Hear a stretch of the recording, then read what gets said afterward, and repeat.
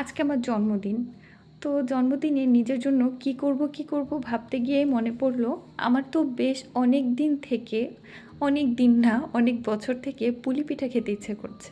ভাবলাম জন্মদিন উপলক্ষে আজকে নিজেকে নিজে ভাজা পুলি পিঠা বানিয়ে একটা ট্রিট দেই। কারণ সবার লাইফে তো এরকম মানুষ থাকে না যে কেউ পিঠা বানিয়ে খাওয়াবে বা কোনো কিছু করে খাওয়াবে।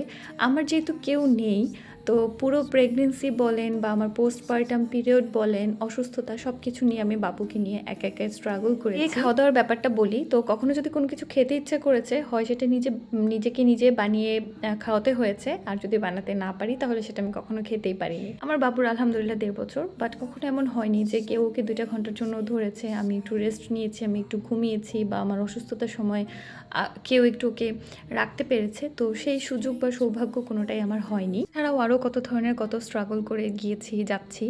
ভাবছেন এই কথাগুলো কেন বলছি? এই কথাগুলো বলছি কারণ হচ্ছে মাঝে মাঝে আপনাদের কিছু হতাশামূলক কমেন্ট দেখে আমি নিজেই হতাশ হয়ে যাই।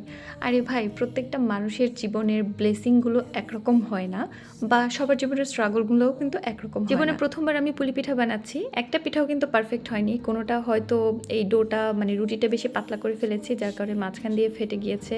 আবার কোনোটার বাইন্ডিংটা ভালো হয়নি, খুলে গিয়েছে।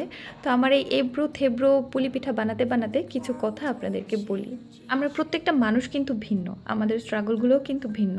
আমরা প্রায় কি করি, অন্যের জীবন দেখে ভাবি কি ভালো চলছে ওর জীবন, বা আমার চেয়ে কত সুখী।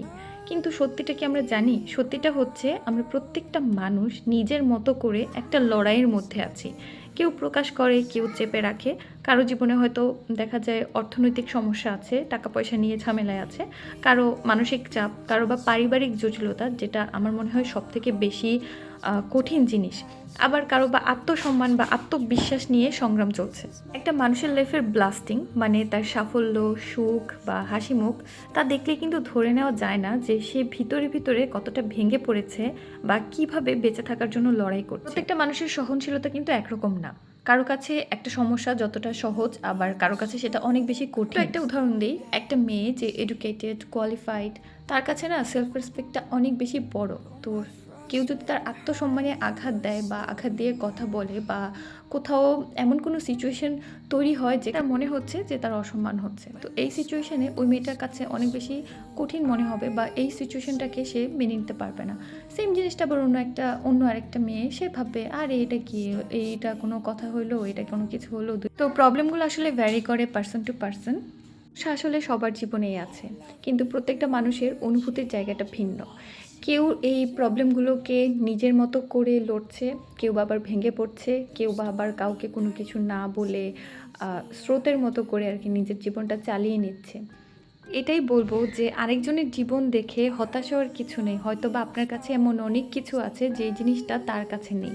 আপনি তার যে কোনো একটা সাইড দেখে হয়তো হতাশায় ভুগছেন, কিন্তু বিশ্বাস করেন জীবনে এমন অনেকগুলো ব্লেসিংস আছে যা তার জীবনে নেই। Please stop comparing yourself to others. Find peace within your own life. Don't look at others with jealousy and keep your head clear, dear.